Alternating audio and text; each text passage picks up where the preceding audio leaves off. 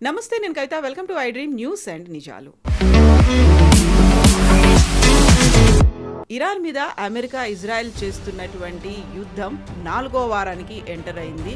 గతంలోనే Donald Trump announce చేశారు, ఈ యుద్ధం 3 నుంచి 4 వారాల పాటు కంటిన్యూ అవుతుంది అనేమాట. నిజంగా 4వ వారాన్నే ఎండ్ అయిపోతుందా? ట్రంప్ నిన్న మీడియా సమావేశంలో మాట్లాడినట్టుగా తొందరలోనే ఈ యుద్ధాన్ని విరమించే యోచనలో ఉన్నాము అనేది. అది జరిగే అవకాశాలు కనిపిస్తున్నాయా? మరెందుకు నాటో మీద అలాంటి ఫోర్స్ పెడుతున్నారు? ఒక ఫ్రస్ట్రేషన్ అనేది ట్రంప్లో ఎందుకు కనిపిస్తుంది? మనతో పాటుగా ఉన్నారు సీనియర్ జర్నలిస్ట్ సురేష్ కొచ్చతిల్ గారు. సార్ నమస్తే. సో February 28 ఈ రోజుకు చూసుకుంటే కరెక్ట్గా 3 వీక్స్ కంప్లీట్ అయిపోయింది. 4th వీక్లోకి ఎంటర్ అయిపోయాము. సో 4th వీక్ అంటే ఇక్కడికి ఫుల్ స్టాప్ పడుతుందా? Is it going to continue? ఇది ట్రంప్ కూడా తెలియదు యాక్చువల్లీ. మీకు గుర్తుంటుంది, 2వ వారంలో ఈ ఫస్ట్ టైం నేను ఫినిష్ చేసేస్తాను యుద్ధం అని చెప్పినప్పుడు ఇరాన్ అన్నారు, మీరెట్లా ఫినిష్ చేస్తారు, మేము డిసైడ్ చేయాలన్నారు వాళ్ళు. సో మనకు కూడా 2-3 సినారియోస్ చూడాల్సి వస్తుంది. ఇది మొదలైంది ఎప్పుడు, ఇది బంద్ అయింది ఎప్పుడు, బంద్ కావు అంటే ఎప్పుడు ఫినిష్ అవుతుంది అని చూడు, అంటే అప్పుడు ఆగిపోతుంది యుద్ధం అని. యుద్ధం మనకు తెలిసిందే, ఇది ఎవరు చేపించారు అని చెప్పి ఇప్పుడు కూడా చాలా పెద్ద ఒక డిస్ప్యూట్ నడుస్తుంది. అమెరికాలో అక్కడున్న డెమోక్రాట్స్ నడుమిట్లో ఒక మాట ఏంటంటే, ఇది ఇజ్రాయెల్ చేపించారు అమెరికాతో. ప్రెసిడెంట్ ట్రంప్ ఒక ట్రాప్లో పడిపోయారు, ఇజ్రాయలీ ట్రాప్లో. ఒక చాలా పవర్ఫుల్ జూయిష్ లాబీ అమెరికాలో ఉంది, అది కరెక్టే. ఆ జూయిష్ లాబీతోనే ప్రెసిడెంట్ ట్రంప్ ఇన్ఫ్లుయెన్స్ అయిపోయారు. అది కాకుండా ప్రెసిడెంట్ ట్రంప్ ఈ పీస్ నెగోసియేషన్ పంపించిన ఇద్దరు, that is one is Jared Kushner, ఆయన son in law, and Steve Witkoff, ఆయన adviser, who is actually real estate గా. ఆయనకి పాలిటిక్స్తో సంబంధం లేదు, ట్రంప్ రియల్ ఎస్టేట్ ఫ్రెండ్ అన్నమాట. వీళ్ళిద్దరు కూడా చాలా మట్టుకు ఇరాన్ మీద ప్రెషర్ పెట్టి లేనిపోయిన కండిషన్స్ అడిగితే ఇరాన్ బ్యాక్అవుట్ అయ్యారు. యుద్ధం మొదలైనప్పుడు మన అందరికి తెలిసిందే, February 28 ఇది మొదలైనప్పుడు ఫస్ట్ బాంబింగ్ జరిగినప్పుడు ట్రంప్ ఒక లాజిక్ తీసుకొచ్చారు. ఏంటంటే యుద్ధంలో ఓవర్వెల్మింగ్ ఫోర్స్ అంటే ఎయిర్ ఫోర్స్, నేవీ, ఆర్మీని యూజ్ చేయలేదు ఎక్కువ. వీళ్ళిద్దరిని మ్యాక్సిమం ఫోర్స్ పెడితే ఇరాన్ 2-3 రోజుల్లో సరెండర్ అయిపోతారు అనుకున్నాను. ఒక సఫకేట్ అవుతుంది, ఇమ్మీడియట్గా సరెండర్ అవుతారు. పవర్ చూసి చూడండి, వెనిజువేలా ఎట్లా భయపడ్డారు చూస్తే, వెనిజువేలా సరెండర్ అయిపోయారు. మనం కూడా ఇరాన్ కూడా చేయొచ్చు, కానీ వీళ్ళు ఇరానియన్ కెపాసిటీని అండర్ ఎస్టిమేట్ చేశారు ఒకటి. రెండవది, ఇజ్రాయెల్ పని చేసుకుంటున్నారు. నిన్న కూడా చూడండి, వాళ్ళు ఇంటెలిజెన్స్ చీఫ్ని కొట్టారు, ఇంకొక ఆయన సీనియర్ ఆఫీసర్ని చంపేశారు. చాలా మటుకు ఇజ్రాయెల్కి ఒక ఎగ్జిస్టెన్షియల్ థ్రెట్ ఒకటి ఉంది. మీరు ఇవాళ కూడా ఇజ్రాయెల్లో ఎవరైనా పెట్రోల్ ధరలో, డీజిల్ ధరలో, గ్యాస్ ధరలో గురించి మాట్లాడలేదు. మీరు ప్రతి దేశంలో వింటున్నారు, including UK and US, frustration చూపిస్తున్నారు. ఇదేంటి $4 వెళ్ళిపోయిందని యూఎస్లో పర్ గ్యాలన్ చూపిస్తున్నారు. యూరోప్లో గ్యాస్ ప్రైసెస్ చాలా ఎక్కువైందని వాళ్ళు 30 to 40% పెరిగిందని వాళ్ళు ఏడుస్తుంటే ఇజ్రాయెల్ ఒక మాట రావట్లేదు బయటికి. ఎందుకంటే ఇజ్రాయలీస్కి థ్రెట్ ఉంది, వాళ్ళ ఎగ్జిస్టెన్షియల్ థ్రెట్. బికాజ్ ఇరాన్ కాకుండా మిగతా దేశాలు ఎవరెవరు, ప్యాలెస్టైన్ ఉండొచ్చు, లెబనాన్ ఉండొచ్చు, లెబనాన్ కాదు హెజ్బుల్లా ఉండొచ్చు, ఇట్లాంటి ఆర్గనైజేషన్ ఏమంటారంటే Israel has no right to exist. 2 state solution అని చెప్పి ఎప్పటి నుంచో 1960 నుంచి చెప్పుకుంటూ వస్తున్నాం. దట్ ఈస్ ప్యాలెస్టైన్ ఒకవైపు, ఇజ్రాయెల్ ఒకవైపు. ప్యాలెస్టైన్ అథారిటీకి యాసిర్ అరఫాత్ చనిపోయిన తర్వాత వాళ్ళకి ఒక రెస్పాన్సిబిలిటీ అప్పగించారు. మీరు వెస్ట్ బ్యాంక్ అండ్ గాజా మీరు చూసుకోవాలి, you are the de facto government అక్కడ. వెస్ట్ బ్యాంక్ ఇప్పుడు కూడా వాళ్ళ చేతిలో ఉంది, కానీ గాజా హమాస్ వచ్చి కూర్చున్నారు. Hamas is not part of Gaza, వాళ్ళు బయట నుంచి వచ్చినా, కానీ కొంతమంది అక్కడ పుట్టిన వాళ్ళు హమాస్లో చేరిపోయారు, వాళ్ళొక టెర్రరిస్ట్ ఆర్గనైజేషన్ కూర్చున్నారు. సేమ్ థింగ్ లెబనాన్లో హెజ్బుల్లా వచ్చి కూర్చున్నారు. అట్లీస్ట్ లెబనీస్ గవర్నమెంట్ ఇప్పుడు కూడా చెప్తున్నారు హెజ్బుల్లా దగ్గర, మీరు ఇక్కడ నుంచి వెళ్ళిపోండి, మీకు ఇక్కడ ఉండాల్సిన పరిస్థితి మీకు లేదు, మీరు ఇక్కడ ఉండకూడదు, you don't belong to Lebanon అంటూ. కానీ ఇక్కడ ఈ ప్యాలెస్టైన్ అథారిటీ లేదు. ఒక మాట హమాస్ని మీరు ఇక్కడ ఉండకూడదు. హమాస్ ఇన్ఫ్యాక్ట్ ప్రతి గవర్నమెంట్ ఆమ్ని కంట్రోల్ చేస్తారు గాజాలో. హెల్త్ మినిస్ట్రీ వాళ్ళ అన్ని న్యూస్ ఇచ్చేది హెల్త్ మినిస్ట్రీ. బాంబింగ్లో ఎంతమంది చనిపోయారు, ఎంతమంది మహిళలు, పిల్లలు, అప్డేట్స్ అంతా వాళ్ళు ఇస్తారు. అది హమాస్ కానీ లోకంకి చెప్తున్నా ఏమంటారంటే ద గాజా హెల్త్ మినిస్ట్రీ అంటారు. గాజా కాదు, అది it's Hamas health ministry. Anyway, ఇజ్రాయెల్ది లాజిక్ సపరేట్. ఇజ్రాయెల్ ఏమంటున్నారంటే మేము లీడర్షిప్ని కొడతాం, we will keep on killing the leadership so that ఒక సిచ్యువేషన్కి వచ్చిన వాళ్ళ దగ్గర ఎవరు ఉండరు. కానీ అది జరగట్లేదు. చాలా మటుకు ఐ మీన్ ఇజ్రాయలీస్ కూడా అమెరికన్స్ లాగా అండర్ ఎస్టిమేట్ చేశారు ఇరానియన్స్ని. కవిత గారు, ఇరానియన్స్ ఏం చేశారంటే వీళ్ళ వార్ డాక్యుమెంటేషన్లో ముందే రాసి పెట్టుకున్నారు. మీకు తెలిసిందే, ఖమేనీ చనిపోయే ముందు ఆయన ఒక డాక్యుమెంట్ రాసి పెట్టారు, లారిజానికి ఇచ్చారు. అది ఈ was the drafting committee chairman. అంటే నేను చనిపోతే this should be the next step. ఒక 60 to 83 మెంబర్ కౌన్సిల్ ఒకరిని ఎలెక్ట్ చేస్తారు సుప్రీం లీడర్కి. మాకు కొడుకు కాకూడదని చెప్పి స్పెసిఫిక్గా రాసి, కానీ కొడుకుని వీళ్ళు కంటిన్యూటీ ఎలిమెంట్ కోసం చేశారు. అది కాకుండా ప్రతి డిస్ట్రిక్ట్లో డీసెంట్రలైజ్ ఫార్మాట్లో ఒక కమాండర్ ఉంటారు.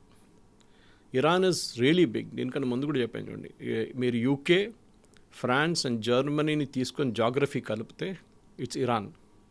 అంత పెద్ద దేశం అది. ఆ దేశంలో మీరు డీసెంట్రలైజ్ చేసేసారు. ప్రతి లోకల్ లెవెల్ కమాండర్కి మన దగ్గర చెప్తారు చూడండి, గల్లీగా కమాండర్ ఉన్నారు వాళ్ళ దగ్గర. వాళ్ళకి నీ ఆయుధాలు ఇచ్చి, నీ దగ్గర 2000 డ్రోన్లు, 100 మిసైళ్ళు, ఒక 5 మిసైల్ లాంచెస్ నువ్వు పెట్టుకో. అట్లనే ప్రతి విలేజ్కి ప్రతి డిస్ట్రిక్ట్కి వాళ్ళు ఆయుధాలు ఇచ్చారు, ట్రైనింగ్ ఇచ్చారు. లాస్ట్ వార్ నుంచి ఈ వార్కి వాళ్ళకి 1 సంవత్సరం పాటు టైం ఉండే, completely trained. So moment Israel వాళ్ళ లీడర్షిప్ని కొట్టంగానే ద ఫస్ట్ అజంప్షన్ వాజ్ వీళ్ళు ఇంకా ఏం చేయలేరు. అది యుఎస్ అజంప్షన్ ఉండే, వీళ్ళు మొత్తం సరెండర్ అయిపోతారు, మొత్తం టాప్ లీడర్షిప్ పోయింది, 40 మంది కమాండర్లు పోయారు, ఒక కన్ఫ్యూజన్లో ఉంటారు, ఏం చేయరని. కానీ అదే రోజు సాయంత్రం మీకు గుర్తుంటుంది, ఇజ్రాయెల్ని కొట్టారు వాళ్ళు. నెక్స్ట్ డే వాళ్ళు అరబ్ నైబర్స్ని కొట్టారు. ఇది వాళ్ళ పవర్. ఇప్పుడు రీసెంట్లీ మనం చూసుకుంటే ఈ స్ట్రెయిట్ ఆఫ్ హార్మోస్ క్లోజ్డ్ ఉంది, స్ట్రెయిట్ ఆఫ్ హార్మోస్ క్లోజ్డ్ ఉందని చెప్తున్నారు. ఇరాన్ అంటున్నారు కాదు, ఓపెనే ఉంది అంటారు. నిన్న చూస్తే డేటా ట్రాకింగ్ చూస్తే 70 Iranian ships strait of Hormuz cross చేసుకుంటూ వెళ్ళింది బయటికి. అది ఎవరు ఆయిల్ క్యారీ చేస్తున్నారు? ఇరానియన్ ఆయిల్ క్యారీ చేస్తున్నారు. ఎక్కడి నుంచి క్యారీ చేస్తున్నారు? ఖర్గ్ ఐలాండ్ నుంచి క్యారీ చేస్తున్నారు. The same Kharg island which US ఏం చెప్తారు, మేము డిస్ట్రాయ్ చేస్తామని చెప్తారు. ఇప్పుడు ప్రెసిడెంట్ ట్రంప్ ఒక ఆర్డర్ ఇచ్చారంట 2 వారాల ముందు, ఎవరికి తెలియదు ఎక్కువ మందికి. ఏంటి ఆర్డర్? ఇరాన్ మీద ఉన్న ఆంక్షలు ఎత్తివేశారు, అంటే శాంక్షన్స్ పెట్టారు. లైక్ రష్యాకైతే వార్ ఇది బాంబింగ్ మొదలు కాగానే లైసెన్స్ ఇచ్చేసి మీరు అమ్ముకోండి అని చెప్పేసి. వేరేజ్ ఇరాన్కి మనం అనుకున్న ఇప్పుడు కూడా శాంక్షన్స్ ఉంది. కాదు, ఇరాన్కి చెప్తున్నా మీరు ఆయిల్ అన్నీ అమ్ముకోండి. సో అక్కడ డైకాటమీ చూడండి. ఒకవైపు మీరు ఇరాన్ మీద యుద్ధం ఎందుకు చేస్తున్నారు? ఇరానియన్ అసెట్స్ని కొట్టడానికి. ఇరాన్ దగ్గర డబ్బులు ఉండకూడదు, సో వాళ్ళ దగ్గర ఆయిల్ ఉండకూడదు. యురేనియం పక్కన పెట్టండి, అదైతే now it's gone out of focus. Next వాళ్ళ బ్యాలిస్టిక్ మిసైల్, దెన్ డ్రోన్. కానీ ఇరాన్ ఆయిల్ అమ్ముకొని ఇరాన్ దాంతో ఆయుధాలు తయారు చేసుకుంటున్నారంటే మీరు అదే సపోర్ట్ చేస్తున్నారు ఇప్పుడు యుఎస్. ట్రంప్ అంటారు మీరు అమ్ముకోండి ఆయిల్. ఇప్పుడు దాకా నేను లాస్ట్ 20-25 సంవత్సరాలు వాళ్ళ మీద శాంక్షన్స్ పెట్టారు, right from bush till Biden and Trump. అదన్నీ ఒక యుద్ధం మొదలుగానే ట్రంప్ హెస్ లిఫ్టెడ్. ఇప్పుడు వాళ్ళు ప్రతి దేశం ఇంక్లూడింగ్ ఇండియాకి అమ్ముకుంటున్నారంట, ఆయిల్ అమ్ముతున్నారంట. సో అదే శాంక్షన్స్ రష్యా మీద కూడా ఎత్తేసారు. ఇప్పుడు ఇవాళ రష్యా ఏమంటున్నారంటే మేము ఇరాన్తో ఉన్న రిలేషన్ కట్ ఆఫ్ చేసేస్తాం, మీరు యుక్రెయిన్ దగ్గర మీ రిలేషన్స్ కట్ ఆఫ్ చేసేసేయండి. బికాజ్ ప్రెసిడెంట్ ట్రంప్ చెప్పారంట పుటిన్కి, వాళ్ళు మాట్లాడినప్పుడు last week, that you stop supporting Iran. పుటిన్కి తెలుసు ఇరాన్కి కావాల్సిన కెపాసిటీ వాళ్ళ దగ్గర ఉంది, నేను ఎక్కువ సపోర్ట్ చేయక్కర్లేదు. కానీ ట్రంప్ ప్రాబ్లం ఏంటంటే యుక్రెయిన్ మీద ఒక రిలేషన్షిప్ వాళ్ళది, అది ఆల్రెడీ చాలా ప్రాబ్లంలో ఉంది. అది ఎండ్ అయిపోతే యుక్రెయిన్ని రేపు పొద్దునే కంప్లీట్గా టేక్ ఓవర్ చేసుకుంటారు పుటిన్. కానీ దానికన్నా ఒక డిప్లొమాటిక్ ఫియాస్కో మొన్న జరిగింది. కవిత గారు మీరు చూసుంటారు, జాపనీస్ ప్రైమ్ మినిస్టర్ వచ్చారు కలవడానికి ప్రెసిడెంట్ ట్రంప్ని. మాట్లాడుతూ ప్రెస్ అందరూ ఉంటారు, మీడియా ఉంటారు, ఇంప్రాంప్టు డిస్కషన్. ఈయన అన్నారు, she asked why were we not informed before. యుద్ధం స్టార్ట్ అవుతోంది, మేము అటాక్ చేస్తున్నాం అనే మాట ఎందుకు చెప్పలేదు మాకన్నారు. ట్రంప్ అన్నారు, మీరు పర్ల్ హార్బర్ అటాక్ చేస్తున్నప్పుడు మీరు మాకు చెప్పలేదే అన్నారు. That is a very touchy points Kavitha garu. ఎందుకంటే జాపనీస్ సైకేలో పర్ల్ హార్బర్ అనే యుఎస్ ఒక నేవల్ ఏం చెప్తారు ఏరియాని అటాక్ చేసింది, షిప్స్ని అటాక్ చేసింది. సెకండ్ వరల్డ్ వార్ మలుపు తిరిగింది అక్కడి నుంచి. అప్పుడు దాకా ఇప్పుడు అంటున్నారు చూడండి, అమెరికా ఏమంటున్నారు, నేటో మీరు రండి సహాయం చేయండి అని. ఆ టైంలో UK Winston Churchill literally I think it is Lyndon Johnson at that time కాలు పట్టుకున్నాడు ఆయనది, ప్లీజ్ యుద్ధాల్లో మీరు పార్టిసిపేట్ చేయండి, మమ్మల్ని జర్మనీ అక్కడి నుంచి ఇక్కడి నుంచి కొడుతున్నారు మమ్మల్ని, వీఆర్ ఇంకొక 2 వారాలు అయితే they will walk into UK అని చెప్తే he said no, US said no, we will not participate. అది మీ యుద్ధం, మేమెందుకు రావాలి, మీరు మొదలుపెట్టారు, మీరు జర్మనీ నడిమిట్ల గొడవ, మేమెందుకు వచ్చి మిమ్మల్ని చేయాలి. కానీ దాని తర్వాత ఇమ్మీడియట్గా పర్ల్ హార్బర్ జరిగింది. వెన్ జాపనీస్ కామికాజే పైలట్స్ అంటే సూసైడ్ పైలట్స్ వాళ్ళ ఫైటర్ ఎయిర్క్రాఫ్ట్ వచ్చి యుఎస్ షిప్స్ని కొట్టారు పర్ల్ హార్బర్లో, చాలామంది చనిపోయారు యుఎస్ అండ్ 3-4 షిప్స్ కూడా ధ్వంసమైనాయి. అప్పుడు అమెరికా వార్లో ఎంటర్ అయింది ఆ టైంలో. దాని తర్వాత మనకు తెలిసిందే హిస్టరీ, హిరోషిమా నాగాసాకి మీద బాంబింగ్ చేశారు, దాంతో యుద్ధం ఆల్మోస్ట్ ఎండ్ అయిపోయింది అక్కడ.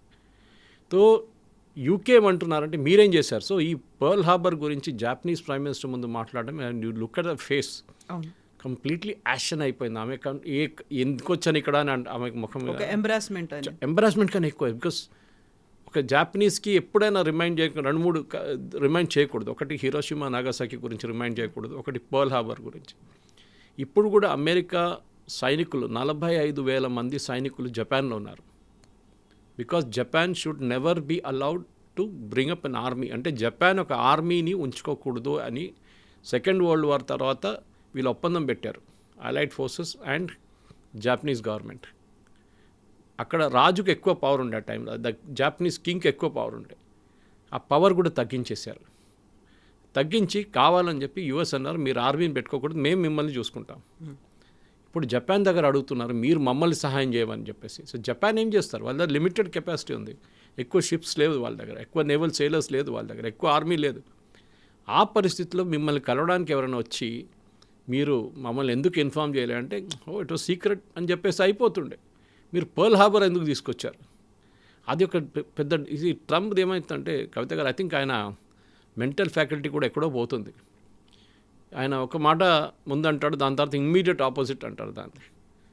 ఫస్ట్ ఆ రోజు దానికన్నా ముందు 2 రోజుల ముందు ఒక ప్రెస్ కాన్ఫరెన్స్, ఇట్లనే ఇన్ఫార్మల్ ప్రెస్ మీట్లో మేము నేటోని అడిగాము, నేటో రావట్లన్నారు. బహుశా నేను చెప్పుంటాను మీకు, ఇది జాక్ స్ట్రామర్ని నేను అడిగాను, why are you not coming and joining us అంటే, I will have to check with my team అన్నారంట. నా టీం దగ్గర అడగాడు, టీం అంటే అలా క్యాబినెట్. సో ట్రంప్ అన్నారంటే ఏం టీం అడగడం, నేనే డిసిషన్ తీసుకుంటున్నాను, ఈ టీం ఎక్కడి నుంచి వచ్చిందని చెప్పారు. ఇది ఒక డిఫరెన్స్ ఆఫ్ వర్క్ స్టైల్ ఉంటుంది, అదొక డెమోక్రసీ, ఇది కూడా డెమోక్రసీ. కానీ ఇక్కడ Trump is absolute dictator. Super powers అన్ని ఆయన దగ్గరే ఉంటాయి. స్టామర్ని, ఒక బ్రిటిష్ ప్రైమ్ మినిస్టర్ని యు ఆర్ అ కవర్డ్, మీరు ఒక డిసిషన్ తీసుకోలేరు అని చెప్పినప్పుడు వాళ్ళ బ్రిటిష్ పబ్లిక్ మెంటాలిటీ అమెరికన్ వ్యతిరేకం ఎంతో వెళ్తుందని ఆలోచించండి ఒకసారి. మోదీ గారిని తిట్టినప్పుడు, ఒక ట్రంప్ తిట్టినప్పుడు మన దగ్గర కొంతమంది పండుగ చేసుకుంటారు ఇక్కడ, రాహుల్ గాంధీ ఇలాంటి వాళ్ళు, కాంగ్రెస్ పార్టీ వాళ్ళు. కానీ అమెరికాలో అట్లా కాదు. ఈవెన్ ఇజ్రాయెల్లో కూడా వాళ్ళ ప్రైమ్ మినిస్టర్ని ఎవరైనా తిట్టారో ఏమైనా చెప్పారంటే the entire country will rise up together. Political differences అంతా పక్కన పెట్టేస్తారు. ఇప్పుడు నిన్న మళ్ళీ అదే స్టేట్మెంట్ తీసుకొచ్చారు, మేము నేటో. ఎందుకని అటాక్ చేయాల్సి వచ్చింది పర్ల్ హార్బర్ మీద జపాన్? అది ఒక డిసిషన్ ఉండే అప్పుడు, and it was not taken by the Japanese government, the Japanese king ఆ టైంలో, ఇంపీరియల్ ఫోర్సెస్. అది ఇటువైపు బర్మా వైపు ఒక క్యాంపెయిన్ నడుస్తున్నప్పుడు కొహిమా దాకా వచ్చారు జపాన్, ఇండియన్ నేషనల్ ఆర్మీతో, సుభాష్ చంద్రబోస్తో.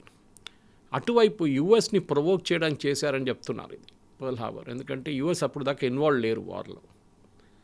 అది ఒక సూసైడ్, అది కూడా అటాక్ చేయడం, that was the big disaster actually. Japanese చేయకుంటే బాగుంటుండే, కానీ దాంట్లో కింగ్ రోల్ ఎక్కువ ఉండే, రాజుల రోల్ ఎక్కువ ఉండే దాంట్లో. అప్పుడున్న జాపనీస్ గవర్నమెంట్ చాలా వీక్ ఇన్ఎఫెక్టివ్ ఉన్నారని చెప్తున్నారు. So pearl harbour was a turning point, second world war, that doubt లేదు. 9/11 గురించి మాట్లాడుతున్నప్పుడు దట్ వాజ్ అనదర్ 9/11 వాళ్ళకి. 9/11 కన్నా ఎన్నో సంవత్సరాల ముందు. సో పర్ల్ హార్బర్ ఇప్పుడున్న పబ్లిక్, ఇప్పుడున్న అమెరికన్ యంగ్స్టర్స్, మన దగ్గర ఉన్న జెన్జీ జనరేషన్ లాంటి వాళ్ళకి తెలియదు ఎక్కువ.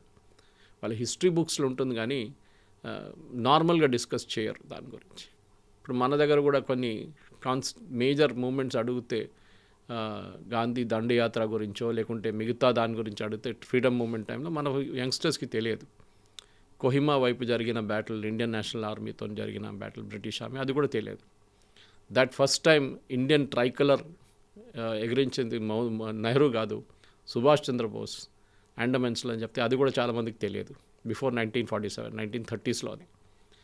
ఇట్లాంటి చాలా కారణాలు లేదు. సో జాపనీస్ చేసిన పెద్ద ఒక తప్పు అది. దానికి వాళ్ళకి పాపం they had to pay for it. ఎందుకంటే హిరోషిమా, నాగాసాకి మీద డెకేడ్స్ టుగెదర్ అక్కడ ఇంకేమీ లేదు. అది first time nuclear bomb was used. ఎవరు యాంటిసిపేట్ చేయలేదు. జాపనీస్ మీద చేయాల్సిన అవసరం లేదు ఆ టైంలో. It was a decision. తర్వాత చాలామంది రిగ్రెట్ చేశారు. కానీ అప్పుడు చేయకపోతే బాగుంటుంది. జాపనీస్ కూడా సరెండర్డ్ ఎనీవే. వాళ్ళు బర్మాలో కొన్ని వాళ్ళకి సెట్ బ్యాక్స్ జరిగింది వాళ్ళకి. In fact Japanese entire Asia take over చేసుకున్నారు. Singapore was with them, Burma with them, Indonesia వాళ్ళ దగ్గర ఉండే. మొత్తం సౌత్ ఈస్ట్ ఏషియా మొత్తం వాళ్ళు జస్ట్ అనదర్ 2 వారాలు కాగానే దేవర్ అట్ కొహిమా. ఇంకొక వారం అయితే దేవుడు ఎంటర్డ్ ఇండియా. అది ఉండే వాళ్ళ దగ్గర. కానీ ఇటువైపు చేసిన ఈ తప్పు, అమెరికా వైపు చేసిన తప్పు, that was a decision taken by the Japanese Royals. అదొక పెద్ద మిస్టేక్, తప్పని చెప్పొచ్చు. తప్పు కాదు, ఇట్స్ మేజర్ బ్లండర్. కానీ జాపనీస్ వాళ్ళ పవర్ చూపించారు దాంట్లో, that we can hit you అని చెప్పేసి. ఇప్పుడు దాకా కవిత గారు, అమెరికాలో అమెరికన్ మెయిన్ ల్యాండ్ మీద ఎవ్వరూ దాడి చేయలేదు. 9/11 వాజ్ నాట్ టెక్నికలీ ఆర్మీ, అది ఒక టెర్రర్ అటాక్ ఉండే. కానీ ఫస్ట్ టైం అమెరికా మీద ఒక దేశం వచ్చి మళ్ళీ దాడి చేసింది వాజ్ ఓన్లీ పర్ల్ హార్బర్. అది కూడా అమెరికన్స్కి చాలా పెద్ద ఒక దెబ్బ. ఎందుకంటే వారు ఎప్పుడు బయట కొట్లాడతారు వెళ్ళి, వియట్నాంలో, ఆఫ్ఘనిస్తాన్లో, సుడాన్లో, సొమాలియాలో, ఇప్పుడు చూస్తున్నాం ఇరాక్కి వెళ్ళారు, సిరియాకి వెళ్ళారు, ఈజిప్ట్లో కూడా వాళ్ళు కొన్ని రోజులు ఉన్నారు. Indirectly they participated. ప్రతి చోటకి వాళ్ళు వెళ్తారు. కానీ వాళ్ళ దేశంలో వారు ఎప్పుడు ఏ పోరాటం పెట్టుకోరు. వాళ్ళు they will keep there country చాలా సేఫ్ అదనమాట. సో ఇప్పుడైతే ఈ యుద్ధం 3 వారాలు కంప్లీట్ అయిపోయి 4th వీక్ ఎంటర్ అయిన తర్వాత ఏ దేశం ఎక్కడ ఉంది, ఎవరి వైపు ఉంది అనే దాంతో పాటుగా వాళ్ళ బ్యాక్గ్రౌండ్స్, హిస్టరీలో ఎవరెవరు ఇన్వైట్ చేశారు, ఎవరెవరు అటాక్ చేశారు, ఎవరి వైపు ఆ గతంలో ఉంది. So going back to decades, అక్కడికి మళ్ళీ కొన్ని దశాబ్దాల వెనక్కి వెళ్ళి మళ్ళీ చరిత్రను తవ్వి తీసుకునేటువంటి ప్రయత్నాలు అవుతున్నాయి. దెన్ వాట్ హ్యాపెన్స్ నెక్స్ట్ అనుకుంటే భవిష్యత్తులో ఏం జరుగుతుంది అంటే, ఇప్పుడు యుద్ధాన్ని ఆపడానికి చాలామంది ఆలోచిస్తున్నారు చేయాలని చెప్పేసి. దాంట్లో ట్రంప్ కూడా ఉన్నారు, లేదని చెప్పలేం. కానీ ఇది ఎటువైపు వెళ్తుంది అనేది, ఎవరు కంట్రోల్లో ఉన్నారని ఇప్పుడు ఉంది. ఇప్పుడు ఇజ్రాయెల్ కంట్రోల్లో ఉందా, అమెరికన్ కంట్రోల్లో ఉందా అనేది. అమెరికా దగ్గర ఆఫ్కోర్స్ వాళ్ళ ఆర్మీ మైట్ చాలా పెద్దది. ఇజ్రాయెల్కి ఆయుధాలు ఇచ్చేది కూడా అమెరికానే, దాంట్లో డౌట్ లేదు. మొన్న ఈ గ్యాస్ ఫీల్డ్స్ మీద అటాక్ చేసినప్పుడు ప్రెసిడెంట్ ట్రంప్ ఒక స్టేట్మెంట్ ఇచ్చారు, మీకు గుర్తుంటుంది. నాకు తెలియకుండా వీళ్ళు బాంబింగ్ చేశారు, పర్మిషన్ తీసుకోకుండానే అటాక్ అయింది. ఎస్, ఇది ఎందుకు చేశారు అదొక పెద్ద ఇష్యూ ఉండే. ఎందుకంటే మనం ఇప్పుడు జాపనీస్ గురించి మాట్లాడుతున్నప్పుడు కూడా ఈ ఆయిల్ గురించే ఉండే అప్పుడు కూడా గొడవ. In fact that is the main thing. ఈ ఆయిల్ రిసోర్సెస్ గురించి ఈ చాలా మటుకు యుఎస్ ఫ్లీట్ జాపనీస్ దగ్గర ఉన్న ఆయిల్ సీజ్ చేయడానికి ట్రై చేశారు. మీరు అడిగిన ఇప్పుడు కూడా ఆయిల్ గొడవనే నడుస్తుంది చాలా మటుకు. That is why Pearl Harbor ఎందుకు జరిగిందంటే it was a battle for oil at the end of the day. ఎందుకంటే బ్రిటిష్ అప్పుడు జపాన్ వాళ్ళు ఆక్యుపై చేసుకున్న, నేను చెప్పాను చూడండి, ఇండో చైనా అటువైపు. అప్పుడు యుఎస్ ఏం చేశారంటే వీళ్ళ అసెట్స్ మొత్తం ఫ్రీజ్ చేసేసారు. History is repeating it self. మళ్ళీ మనం ఎప్పుడు అంటాం, first time it's a tragedy, second time it's a comedy అంటారు. హిస్టరీ రిపీట్ అయింది. అదే జాపనీస్తో జరిగిన గొడవ మీరు సడన్గా రిమైండ్ చేశారు పర్ల్ హార్బర్ గురించి, ఇట్స్ గుడ్ థింగ్. అదే ఇప్పుడు కూడా నడుస్తుంది. సో ఈ ఆయిల్ గురించి ఉన్న గొడవకి ఎవరు ఆపుతారంటే, మొన్న జరిగిన అటాక్లో ఖతార్ మీద జరిగిన attack was one of the massive attack. వాళ్ళు ఇప్పుడు అంగీకరిస్తున్నారు మినిమం 5 సంవత్సరాలు పడుతుంది వాళ్ళకి రికవర్ కావడానికి. అండ్ వాళ్ళకి 80% వాళ్ళ రెవెన్యూ దీని నుంచి వస్తుండే, గ్యాస్ నుంచి. వాళ్ళకి ఇప్పుడు ఏమి ఉండదు. అఫ్కోర్స్ వాళ్ళ అసెట్స్ చాలా ఉందనుకోండి, వాళ్ళ పాపులేషన్ 4 లక్షల మందే. మన దగ్గర ఒక జిహెచ్ఎంసీ వార్డులో దానికన్నా ఎక్కువ మంది ఉంటారు. సో అక్కడున్న నాన్ రెసిడెంట్స్ ఎక్కువ మంది ఉంటారు, ఎక్స్పాట్రియేట్స్. ఖతార్ మీద కొట్టిన తప్పలో ప్రెసిడెంట్ ట్రంప్ అన్నారు, నెటన్యాహుని పిలిచి పబ్లిక్లీ అడ్మానిష్డ్ హిమ్, అంటే ఎందుకు చేశారని అడిగారు. అండ్ నెక్స్ట్ డే నెతన్యాహు అన్నారు, we will not do any more bombing. So Israel వైపు వాళ్ళు ఇప్పుడు కాన్సన్ట్రేట్ చేస్తున్న లెబనన్ మీద. సౌత్ లెబనన్ వాళ్ళు కంప్లీట్గా టేక్ ఓవర్ చేయడానికి ట్రై చేస్తున్నారు. అదే టైంలో మొన్న కూడా అక్కడ 4 ఐఆర్జీసీ కమాండర్స్ని చంపారు ఇజ్రాయెల్. అంటే వీళ్ళు అక్కడ ఉన్నారు ఇప్పుడు కూడా. ఇరానియన్స్ మనం అనుకుంటాం ఇరాన్లో ఉన్నారు, ఇక్కడ కూడా ఉన్నారు, వాళ్ళు అక్కడ కూడా చేరుకున్నారు వాళ్ళు. సో అక్కడ ఏం నడుస్తుంది అనేది ఇజ్రాయెల్కి ఇప్పుడు చాలామందికి వాళ్ళ కాన్సన్ట్రేషన్ అంతా లెబనాన్ మీద ఉంది. అప్పుడప్పుడు వెళ్ళి ఇరాన్ మీద ఒక బాంబు వేసి వచ్చేస్తారు, ఎవరినో ఒకటి చంపేస్తారు వాళ్ళు. And they are very specific. వాళ్ళు ఒక టార్గెట్ని హిట్ చేయట్లేదు, వాళ్ళు ఒక జనరల్ టార్గెట్ని హిట్ చేయట్లేదు, వాళ్ళు హై వాల్యూ టార్గెట్స్ని కొడుతున్నారు. ఒకటి గ్యాస్ ఫీల్డ్ కానివ్వండి, ఒకటి ఇండివిజువల్స్ ఉండొచ్చు, లారీజానీ లాంటి వాళ్ళు కొట్టినారు, ఇంటెలిజెన్స్ చీఫ్ని చంపారు. ఇట్లాంటి స్పెసిఫిక్స్ ఇజ్రాయెల్ తీసుకొస్తున్నాడు. ఈ యుద్ధం ఆపడానికి ఇజ్రాయెల్ దగ్గర కూడా ఒక పవర్ ఉంది, కానీ వాళ్ళు దాన్ని వినియోగించుకుంటారో లేదో అనేది చాలా మటుకు డౌట్ఫుల్. ఎందుకంటే ఇజ్రాయెల్ అండ్ స్పెషలీ నెటన్యాహు, ఆయనకి యుద్ధం ఎన్ని రోజులు ఎక్కువ నడిపించుకుంటూ పోతే ఆయనకి పొలిటికలీ బెనిఫిషియల్గా ఉంటుంది అది ఆయన కంట్రీలో. ఎందుకంటే ఆయన వ్యతిరేకంగా కొన్ని కేసులు ఉన్నాయి. అది కాకుండా ఈ యుద్ధం మొదలైన తర్వాత నుంచి చాలామంది ఆయన్ని ప్రశ్నిస్తున్నారు, October 7th ఎందుకు జరిగింది, was there and intelligence failure, army ఎందుకు రియాక్ట్ కాలేదు ఆ టైంలో, మనం ఇంత ట్రైనింగ్ ఇచ్చిన తర్వాత కూడా ఆ రోజు సభతో ఉన్నప్పుడు కూడా మన దగ్గర మనకు తెలుసు వీళ్ళు అటాక్ చేయవచ్చు అన్నప్పుడు ఎందుకు చేయలేదని చెప్పి చాలా ప్రశ్నలు నడుస్తున్నాయి. డిఫెన్స్ మినిస్టర్ రిజైన్ దాని తర్వాత ఒక 6 నెలల తర్వాత. ఇంకా ఈ వార్ అయినాక మనం డిస్కషన్ తీసుకుందామని నెట్నే ఒక అష్యూరెన్స్ ఇచ్చారు. అప్పుడు we will have a full fledged enquiry, ముందు యుద్ధం ఫినిష్ కానివ్వండి అని. కానీ ఆ యుద్ధం ఎండ్ అవ్వట్లేదు. ట్రంప్ ఒకవైపు, నెటన్యాహు ఒకవైపు. అరబ్ కంట్రీస్ వీళ్ళకు కూడా దీంట్లో స్టేక్ ఉంది. ఇప్పుడు చెప్పండి, చూడండి ఖతార్ స్టేట్ చూడండి, నిన్న సౌదీ అరేబియా మీద కొట్టారు, రిఫైనరీ మీద. సో ప్రతి చోట వాళ్ళ ఎకనామిక్ రెవెన్యూ ఎక్కడి నుంచి వస్తుందో దాన్ని కొడుతున్నారు ఇరాన్. యూఏఈ మీద మనకు తెలిసింది, వాళ్ళు టూరిజం మీద కొట్టారు, అంటే వాళ్ళ ఎయిర్పోర్ట్ కానివ్వండి, పామ్ జుమ్రియా కానీ హోటల్స్ మీద కొడుతున్నారు. కువైట్లో యుఎస్ 5th ఫ్లీట్ మీద కొట్టారు వాళ్ళు. వాళ్ళకి తెలుసు క్లియర్గా. అండ్ ఇరాన్ని మనం ఎప్పుడు అండర్ ఎస్టిమేట్ చేస్తున్నాం మనం as a normal media person కూడా. వాళ్ళ టెక్నికల్ పవర్ చాలా బాగుంది. మనం మొన్న కూడా మాట్లాడుకున్నప్పుడు అన్నాం, సౌదీ అరేబియా ఒక బ్యాక్ టువర్డ్ రెడ్ సీ ఒక బ్యాక్ డోర్ పోర్ట్ పెట్టుకున్నారు. అక్కడ యాన్బు అని చెప్పి పోర్ట్ ఉంది. అక్కడి నుంచి ప్రతిరోజు 5 మిలియన్ బ్యారెల్స్ ట్రాన్స్పోర్ట్ చేసే ఒక పైప్ లైన్ ఉంది, 4 ఫీటు డయామీటర్ ఉన్న పైప్ అని చెప్పాం. ఆ పైప్ దగ్గర మొన్న రాత్రి అటాక్ జరిగింది. ఇరాన్ కొట్టారు, అంటే వాళ్ళ ఇంటీరియర్ ఐలాండ్ నుంచి కొట్టారు. అది it would have travelled minimum 2000 kilometres ఆ మిసైల్. అండ్ స్పెసిఫిక్గా కరెక్ట్గా వచ్చే స్పాట్లో కొట్టింది. నిన్న జెరూసలం మీద ఒక అటాక్ జరిగింది, మీరు చూసుంటారు. అఫ్కోర్స్ ఫ్రాగ్మెంట్స్ పడింది అంటున్నారు ఇజ్రాయెల్, కానీ జెరూసలం మీద చేస్తున్నారు, which is almost again 2500 kilometres. అంటే వాళ్ళ దగ్గర ఇప్పుడు కూడా బ్యాలిస్టిక్ మిసైల్ చాలా క్లారిటీతో కొడుతున్నారు, చాలా పర్ఫెక్షన్తో కొడుతున్నారు. సో వాళ్ళకి యుద్ధం ఆపడానికి ఇరాన్కి ఇప్పుడు ఒక ఏం చెప్తారు ఇన్సెంటివ్ ఏం లేదు. వాళ్ళకు సూసైడ్ మెంటాలిటీలో వెళ్ళిపోతున్నాం, మేమైతే పోతాం మిమ్మల్ని కూడా తీసుకుపోతాం తోడని చెప్పేసి. అరబ్ కంట్రీస్కి యుద్ధం ఆపాలని ఉంది, కానీ ఎవరు ఆపుతారు, ఎవరు ఇనిషియేటివ్ తీసుకుంటారు, దాట్స్ అ క్వశ్చన్. ఇనిషియేటివ్ తీసుకుంటే మీరు ఇరాన్ కన్నా వీక్ అయిపోతారని ఒక నోషన్ ఉంది. నోషన్ డెఫినెట్గా వస్తుంది. ఇంత పెద్ద సౌదీ అరేబియా భయపడుతున్నారు ఇరాన్ని అని చెప్పేసి. మీరు కువైత్, ఖతార్, ఇంత ఫైనాన్షియలీ పవర్ఫుల్ ఉన్న ఖతార్ ఇరాన్ని భయపడుతున్నారు. అండ్ టుమారో ఇరాన్ పిలిచి మేము ఎప్పుడు కావాలంటే మిమ్మల్ని కొడతాం, అది గుర్తుపెట్టుకోండి మీరు. ఇప్పుడు ఇవాళ పొద్దున్న వస్తున్నప్పుడు I was hearing CNN interview. దాంట్లో ఏం చెప్తున్నా అంటే ఇరాన్ కొన్ని కండిషన్స్ పెట్టవచ్చు ఈ యుద్ధం ఆపడానికి. ఒకటి, మా మీద మీరు ఎప్పుడు ఇంకా దాడి చేయరు. అది ఎవరి దగ్గర చెప్తున్నారు? Israel and US.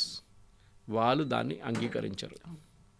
సెకండ్, ఇప్పుడు జరిగిన యుద్ధంలో నష్టాలు ఏమేమి వచ్చినాయి వాళ్ళకి, వాళ్ళ ఆయిల్ ఫీల్డ్స్ ఉండొచ్చు, వాళ్ళ సిటీస్ మీద ఉండొచ్చు, వాళ్ళ ఇన్ఫ్రాస్ట్రక్చర్ మీద ఉండొచ్చు, వాళ్ళ బిల్డింగ్ అన్నీ కాస్ట్ మీరు కట్టాలి దాన్ని. అది కూడా US కానీ ఇజ్రాయెల్ అంగీకరించరు. మూడవది, ఇరానియన్ లీడర్షిప్ని కొట్టడం మీరు బంద్ చేయాలి, అది కూడా జరగదు.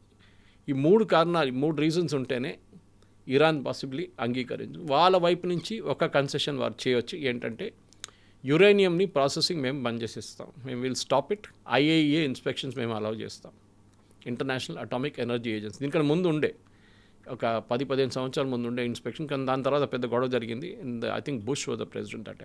అప్పుడు వీళ్ళు రిజెక్ట్ చేశారు, విత్ దట్ ఇట్ ఎండెడ్. ఇప్పుడు ప్రాబ్లం అక్కడ కాదు, ప్రాబ్లం ఇప్పుడు ఈ యుద్ధం ఇరాక్కి చేరుకుంది. ఇరాక్లో ఉన్న షియైట్స్ వాళ్ళు యుద్ధం టేకప్ చేసుకున్నారు. ఇప్పుడు అక్కడి నుంచి ఎక్కువ అటాక్స్ జరుగుతున్నాయి. కొన్ని మిసైల్స్ ఇరాక్ నుంచి లాంచ్ చేస్తున్నారు. అది సౌదీ అరేబియాకి కూడా చాలా పెద్ద ప్రాబ్లం అయిపోతుంది. ఎందుకంటే ఒకవైపు నుంచి వస్తే ఓకే, ఇటువైపు నుంచి నిన్న 4 మిసైల్ కొట్టారు. And all the 4 were intercepted. Later on 3 సాయంత్రం మళ్ళీ 3 కొట్టారు. అంటే ఆలోచించండి, ఇంకా వాళ్ళ దగ్గర ఇంత బాంబింగ్ జరిగిన తర్వాత కూడా దే స్టిల్ హ్యావ్ ఇట్. మన అమెరికా B-2 బాంబర్స్ తీసుకొచ్చి బాంబ్ చేశారు 2 రోజుల ముందు. వాళ్ళ కొన్ని మిసైల్ ఫెసిలిటీస్ని కొట్టడానికి ట్రై చేశారు. అండ్ అమెరికా అంగీకరిస్తున్నారు, we did bunker buster bomb కొట్టాము, డీప్ ఇంటూ ద మౌంటైన్ కొట్టాము, అంటే పెద్ద పెద్ద హిల్స్ కింద ఉంది అదంతా, కానీ డ్యామేజ్ ఎక్కువ జరగలేదు. డ్యామేజ్ వాళ్ళు ఇప్పుడు కూడా రిటైన్ చేసుకుంటున్నారు. అంటే ఇరాన్ ప్రిపరేషన్ చూడండి. సో యుద్ధం ఆపడానికి ఇప్పుడు ఉన్న పరిస్థితుల్లో ఎవరు ముందుకు రావట్లేదు. ముందు Oman was big time supporter దీన్ని. ఇప్పుడు వాళ్ళ మీద కూడా దాడి చేసిన తర్వాత వాళ్ళకి ఇంట్రెస్ట్ పోయింది, మాకేం పోయింది, మేమేం చేసుకుంటామని చెప్పేసి. ఇరాన్కి ఏమో వన్ అప్ మ్యాన్షిప్ నడుస్తుంది. మేము అరబ్ వరల్డ్లో మేము లీడర్స్ అని చూపిస్తున్నారు వాళ్ళు. Technology wise, defence wise we're number 1. Financially వారు కాకపోవచ్చు. వాళ్ళ బిగ్గెస్ట్ విన్ వాళ్ళ ఆయిల్ అమ్మడం ప్రెసిడెంట్ ట్రంప్ సంతకం పెట్టి అప్రూవ్ చేశారు. దాట్ ఇస్ ఐ థింక్ చాలామంది మన దగ్గర ఉన్న పొలిటికల్ అనలిస్ట్ కూడా, మన దగ్గర ఉన్న ఎకనామిక్ అనలిస్ట్ కూడా ఇది అర్థం చేసుకుంటలేరు. ఎందుకని ఇది చాలా పెద్ద ఒక విక్టరీ ఇరాన్కి.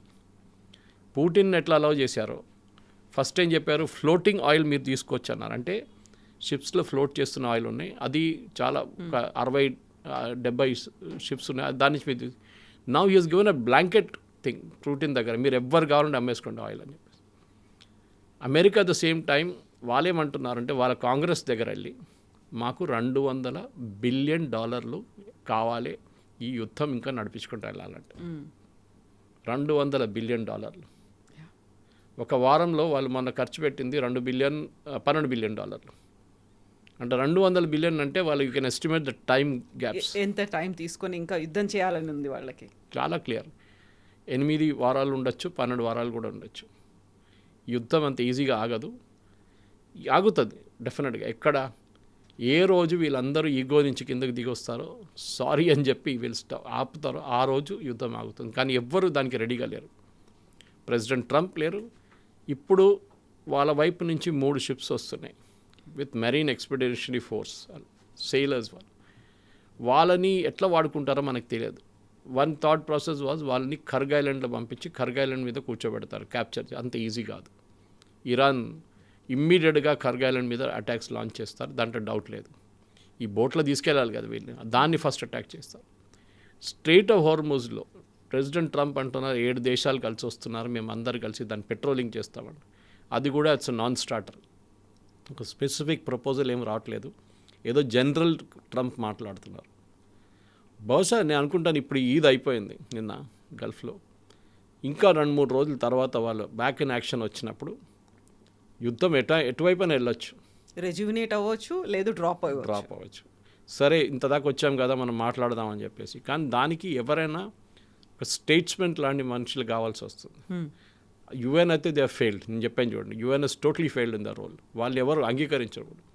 మళ్ళీ ఒమాన్ లేకుంటే ఇంకేదైనా దేశం దీనికి కొంచెం ఇనిషియేటివ్ తీసుకొని వస్తే బహుశా ఆ టైంలో నెగోసియేషన్ స్టార్ట్ అవుతుంది. కానీ if UK gets in to it, ఇప్పుడు నేను ఇవాళ రాత్రి అండ్ ఇవాళ పొద్దున 2 వార్నింగ్లు ఇచ్చారు ఇరాన్. యూకే గిట్ట దీంట్లో వస్తే, if you come to patrol strait of Hormuz, మీ అసెట్స్ని యూకేలో మేము కొడతామని చెప్పి. And possibly after second world war first time UK మీద దాడి జరగబోతుంది ఈస్ట్ ఫ్రంట్. ఆల్రెడీ ఒక బాంబింగ్ అయితే జరిగింది మొన్న మిడిల్సెక్స్ ఆ ఏరియాలో. ఇది ఇంకోటి కూడా ఇరాన్ మళ్ళీ మొదలు పెడతారు యూకే వైపు. అందరు భయపడుతున్నారు. Nobody wants to get in to it. Japanese కూడా, ఇంత దూరం ఉన్న జాపనీస్ వాళ్ళు కూడా 10 సార్లు ఆలోచిస్తున్నారు మేము దీనికి వెళ్ళాలన్నా వద్దా అని చెప్పేసి. చూద్దాం. ఎందుకంటే యుఎస్ బాడీ లాంగ్వేజ్ కూడా చాలా మారింది. లాస్ట్ ఒక 2 రోజుల్లో చూస్తే కొంచెం క్వైట్ అండ్ డౌన్ అయిపోయారు వాళ్ళు. ముందు చాలా అరెగెంట్గా మాట్లాడుతుంది అట్లా, ఇప్పుడు కూడా మాట్లాడుతున్నాడు. Surrender, we will not accept any surrender. ఎవరు అడిగారు? వాళ్ళు అన్నారు, వాళ్ళు చెప్పలేదే సరెండర్ అని. ట్రంపే యూజ్ చేస్తున్నారు ఆ వర్డ్ అనమాట. So it will not go anywhere. I think maybe ఇప్పుడు మన 4th వీక్ వచ్చాం. సినిమాల్లో చెప్తూ ఉంటాం చూడండి, గ్రాండ్ 4th వీక్. గ్రాండ్ ఉంటుందా లేకుంటే ఫ్లాప్ ఉంటుందా మనం చూడాల్సింది ఇప్పుడు. అది బహుశా నెక్స్ట్ ట్యూస్డే వెనస్డే కల్లా మనకు ఒక ఏం చెప్తా, ఒక క్లియర్ పిక్చర్ దీనికి మనకు వచ్చేస్తుంది. Thank you so Thank you very much. much. Thank you. నిజంగా ప్రస్తుతం ఉన్నటువంటి సమాజం దేనికి ప్రయారిటీ ఇస్తుంది? ఆర్థిక సంబంధాల చుట్టూ మాత్రమే తిరుగుతోంది. మళ్ళీ ఎన్నికలంగానే చాలా విరక్తి కలుగుతున్నాం. మంచి అనిపిస్తుంది కదా, లేడీస్ కూడా ఛాలెంజింగ్ జాబ్స్ చేసినప్పుడు చాలా బాగుంటుంది.